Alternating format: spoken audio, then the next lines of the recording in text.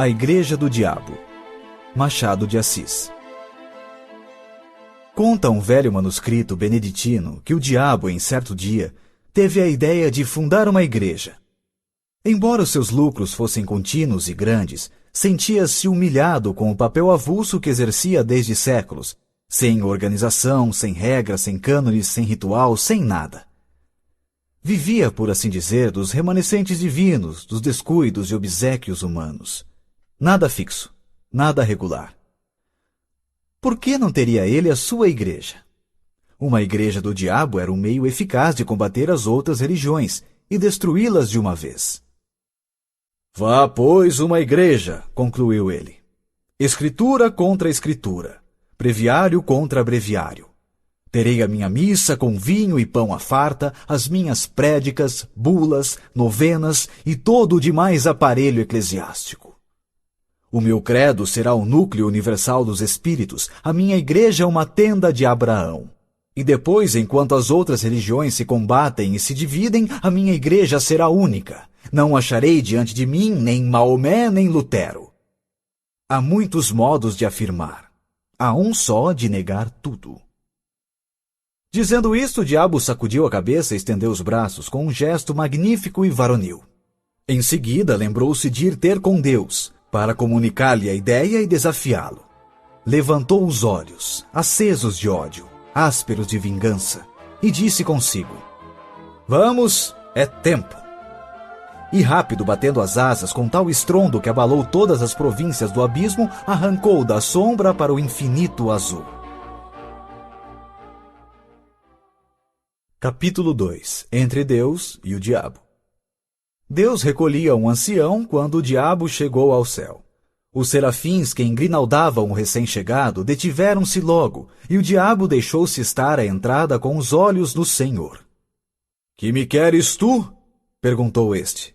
— Não venho pelo vosso servo Fausto, respondeu o diabo rindo, mas por todos os Faustos do século e dos séculos. Explica-te. Senhor, a explicação é fácil. Mas permiti que vos diga, recolhei primeiro esse bom velho. Dai-lhe o melhor lugar, mandai que as mais afinadas cítaras e alaúdes o recebam com os mais divinos coros. Sabes o que ele fez?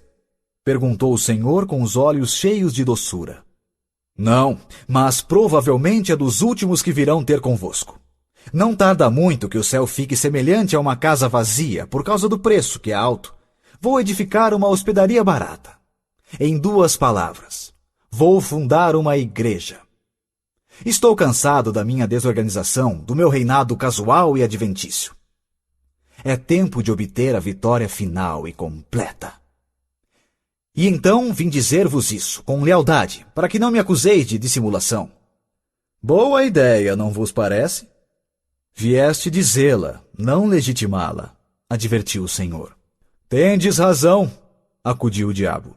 Mas o amor próprio gosta de ouvir os aplausos dos mestres.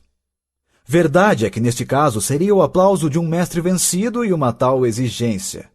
Senhor, desço à terra. Vou lançar a minha pedra fundamental. Vai. Quereis que venha anunciar-vos o remate da obra? Não é preciso.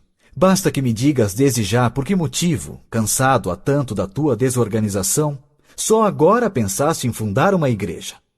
O diabo sorriu com um certo ar de escárnio e triunfo. Tinha alguma ideia cruel no espírito, algum reparo picante no alforje de memória, qualquer coisa que nesse breve instante de eternidade o fazia crer superior ao próprio Deus.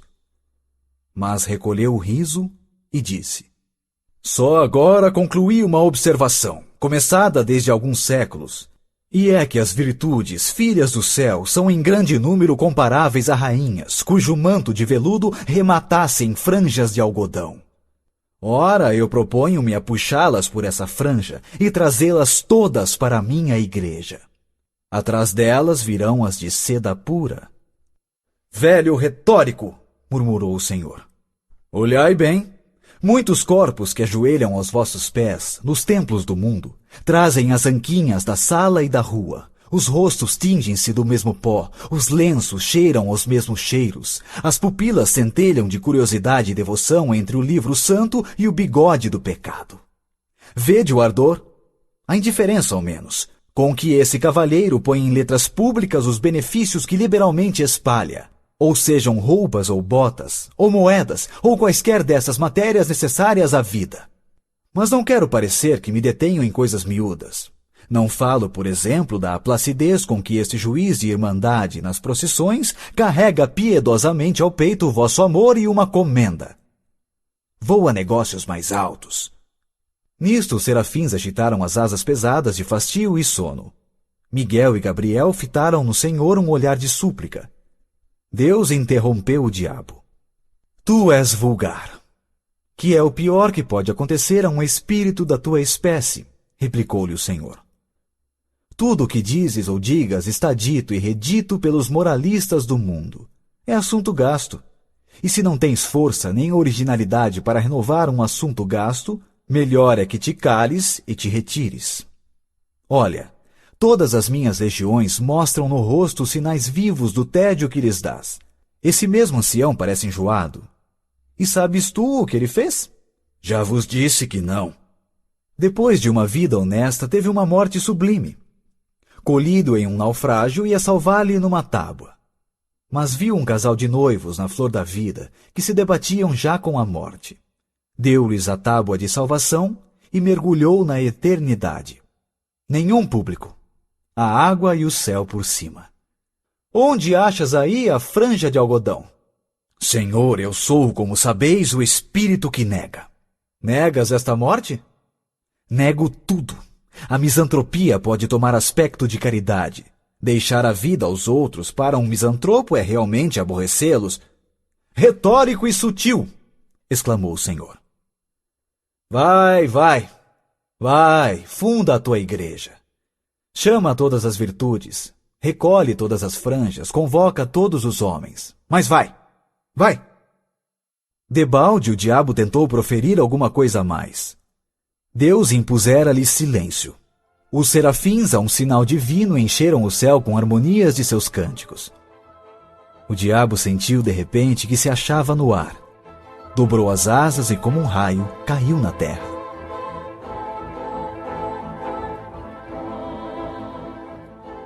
Capítulo 3. A boa nova aos homens. Uma vez na terra, o diabo não perdeu um minuto.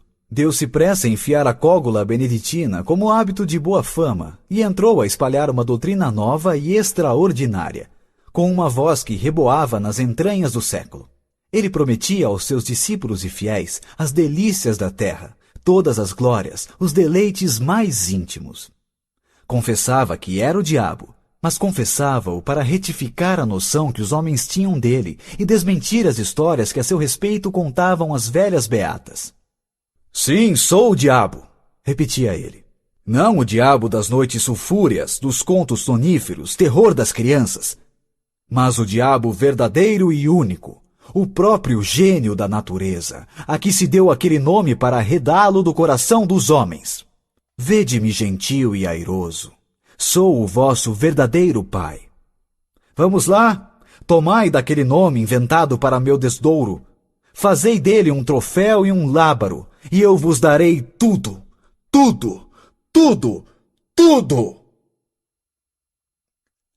Era assim que falava a princípio para exercitar o entusiasmo, espertar os indiferentes, congregar em suma as multidões ao pé de si. E elas vieram. E logo que vieram, o diabo passou a definir a doutrina. A doutrina era a que podia ser na boca de um espírito de negação. Isso quanto à substância, porque acerca da forma era umas vezes sutil, outras cínica e deslavada. Clamava ele que as virtudes aceitas deviam ser substituídas por outras, que eram as naturais e legítimas. A soberba, a luxúria, a preguiça foram reabilitadas. E assim também a avareza, que declarou não ser mais do que a mãe da economia, com a diferença que a mãe era robusta e a filha uma esgalgada. A ira tinha a melhor defesa na existência de Homero. Sem o furor de Aquiles, não haveria a Ilíada. Musa canta a cólera de Aquiles, filho de Peleu. O mesmo disse da gula, que produziu as melhores páginas de Rabelais e muitos bons versos de Isope. Virtude tão superior que ninguém se lembra das batalhas de Lúculo, mas das suas ceias. Foi a gula que realmente o fez imortal. Mas ainda pondo de lado essas razões de ordem literária ou histórica para só mostrar o valor intrínseco daquela virtude, quem negaria que era muito melhor sentir na boca e no ventre os bons manjares, em grande cópia, do que os maus bocados ou a saliva do jejum? Pela sua parte, o diabo prometia substituir a vinha do Senhor, expressão metafórica, pela vinha do diabo, locução direta e verdadeira, pois não faltaria nunca aos seus com o fruto das mais belas cepas do mundo.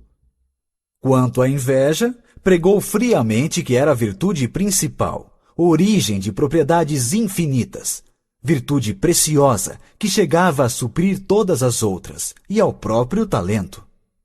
As turbas corriam atrás dele entusiasmadas. O diabo incutia-lhes a grandes golpes de eloquência toda a nova ordem de coisas, trocando a noção delas, fazendo amar as perversas e detestar as sãs. Nada mais curioso, por exemplo, do que a definição que ele dava da fraude. Chamava-lhe o braço esquerdo do homem. O braço direito era a força. E concluía: muitos homens são canhotos. Eis tudo. Ora, ele não exigia que todos fossem canhotos. Não era exclusivista. Que uns fossem canhotos, outros destros. Aceitava a todos, menos os que não fossem nada. A demonstração, porém, mais rigorosa e profunda foi a da venalidade. Um casuísta do tempo chegou a confessar que era um monumento de lógica. A venalidade, disse o diabo, era o exercício de um direito superior a todos os direitos. Se tu podes vender a tua casa, o teu boi, o teu sapato, o teu chapéu, coisas que são tuas por uma razão jurídica e legal, mas que em todo caso estão fora de ti, como é que não podes vender a tua opinião, o teu voto, a tua palavra, a tua fé, coisas que são mais do que tuas, porque são a tua própria consciência, isto é, tu mesmo? Negá-lo é cair no absurdo e no contraditório. Pois não há mulheres que vendem os cabelos? Não pode um homem vender uma parte do seu sangue para transfundi-lo a outro homem anêmico? E o sangue e os cabelos, partes físicas, terão um privilégio que se nega ao caráter, à porção moral do homem? Demonstrando assim o princípio, o diabo não se demorou em expor as vantagens de ordem temporal ou pecuniária.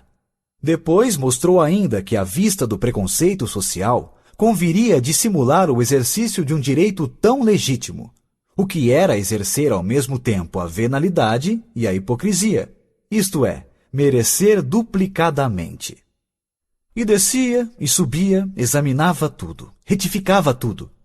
Está claro que combateu o perdão das injúrias e outras máximas de brandura e cordialidade. Não proibiu formalmente a calúnia gratuita, mas induziu a exercê-la mediante retribuição ou pecuniária, ou de outra espécie. Nos casos, porém, em que ela fosse uma expansão imperiosa da força imaginativa, e nada mais, proibia receber nenhum salário, pois equivalia a fazer pagar a transpiração. Todas as formas de respeito foram condenadas por ele, como elementos possíveis de um certo decoro social e pessoal. Salva, todavia, a única exceção do interesse. Mas essa mesma exceção foi logo eliminada, pela consideração de que o interesse, convertendo o respeito em simples adulação, era esse o sentimento aplicado e não aquele. Para rematar a obra, entendeu o diabo que lhe cumpria cortar por toda a solidariedade humana. Com efeito, o amor do próximo era um obstáculo grave à nova instituição. Ele mostrou que essa regra era uma simples invenção de parasitas e negociantes insolváveis. Não se devia dar ao próximo senão indiferença, em alguns casos ódio ou desprezo. Chegou mesmo à demonstração de que a noção de próximo era errada, e citava esta frase de um padre de Nápoles, aquele fino e letrado Galiani, que escrevia a uma das marquesas do antigo regime: "Leve a breca ao próximo. Não há próximo." A única hipótese em que ele permitia amar ao próximo era quando se tratasse de amar as damas alheias, porque essa espécie de amor tinha a particularidade de não ser outra coisa mais do que o amor do indivíduo a si mesmo. E como alguns discípulos achassem que uma tal explicação, por metafísica, escapava à compreensão das turbas, o diabo recorreu a um apólogo.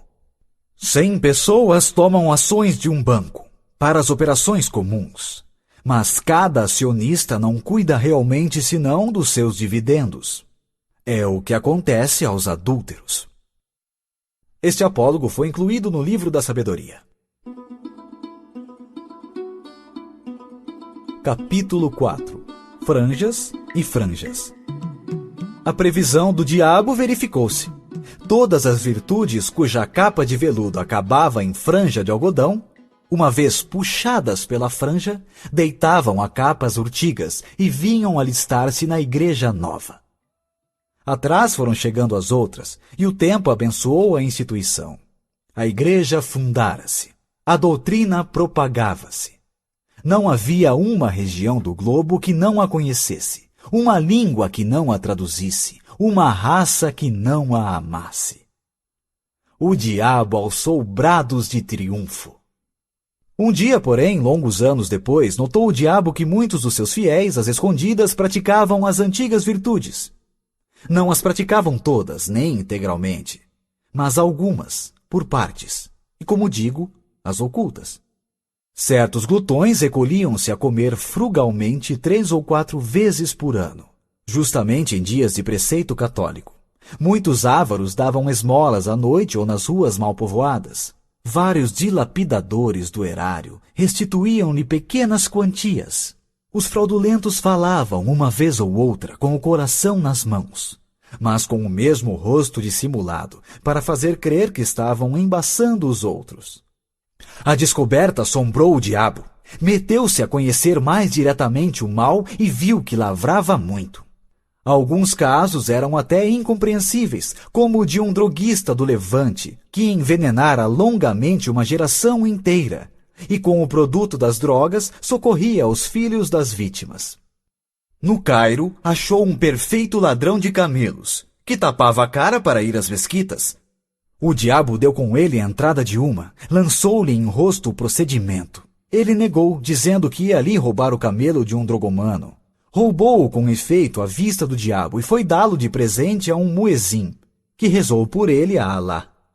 O manuscrito beneditino cita muitas outras descobertas extraordinárias, entre elas esta, que desorientou completamente o diabo. Um dos seus melhores apóstolos era um calabrês, varão de 50 anos, insigne falsificador de documentos, que possuía uma bela casa na campanha romana, telas, estátuas, biblioteca, etc. Era a fraude em pessoa. Chegava a meter-se na cama para não confessar que estava são, pois esse homem não só não furtava ao jogo, como ainda dava gratificações aos criados. Tendo angariado a amizade de um cônego, ia todas as semanas confessar-se com ele numa capela solitária, e conquanto não lhe desvendasse nenhuma das suas ações secretas, benzia-se 2 vezes, ao ajoelhar-se e ao levantar-se. O diabo mal pôde crer tamanha leivosia. Mas não havia o que duvidar, o caso era verdadeiro. Não se deteve um instante. O pasmo não lhe deu tempo de refletir, comparar e concluir do espetáculo presente alguma coisa análoga ao passado. Voou de novo ao céu, trêmulo de raiva, ansioso de conhecer a causa secreta de tão singular fenômeno. Deus ouviu-o com infinita complacência. Não o interrompeu, não o repreendeu, não triunfou sequer daquela agonia satânica. Pôs os olhos nele e disse-lhe: Que queres tu, meu pobre diabo? As capas de algodão têm agora franjas de seda, como as de veludo tiveram franjas de algodão. Que queres tu? É a eterna contradição humana.